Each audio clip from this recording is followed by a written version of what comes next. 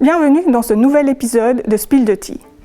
Ici, nous décryptons ensemble, en moins de 3 minutes, un concept souvent complexe qui fait l'actualité.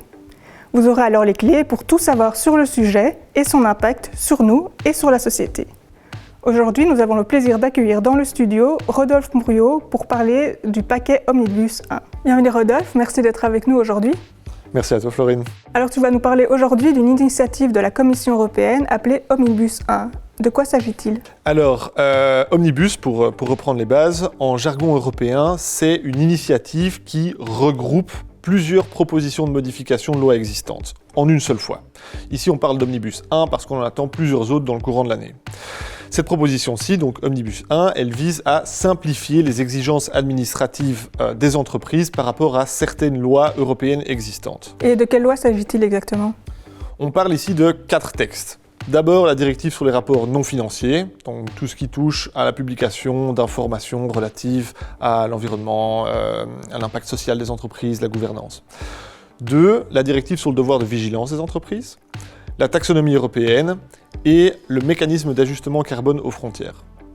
4 textes importants, très techniques, qui ont un rôle à jouer sur la transition de l'économie européenne, mais qui représentent aujourd'hui une charge administrative gigantesque. Cette simplification, est-ce que ça veut dire qu'on abandonne les objectifs européens sur la transition environnementale ? Non, pas du tout. Les objectifs n'ont pas évolué. L'Europe vise toujours la neutralité carbone d'ici à 2050. Ce que la Commission propose ici, c'est une simplification de la manière de les mettre en œuvre. Moins de complexité administrative, qu'est-ce que ça veut dire ? Ça veut dire moins de temps passé à remplir des formulaires et donc plus de temps, d'efforts sur des actions concrètes. Réduire ses émissions de gaz à effet de serre, revoir ses chaînes d'approvisionnement, innover dans des produits durables, etc. Bref, on garde le cap, mais on prend une route un peu plus praticable pour les entreprises.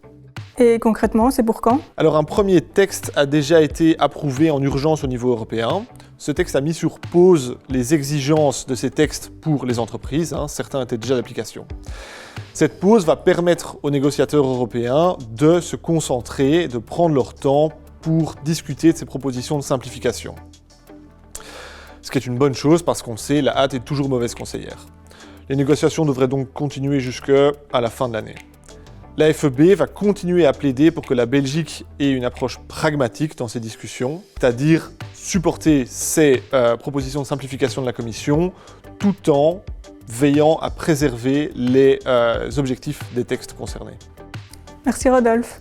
Et merci à vous de nous avoir regardés. Et surtout, n'oubliez pas de vous abonner pour ne rater aucun nouvel épisode.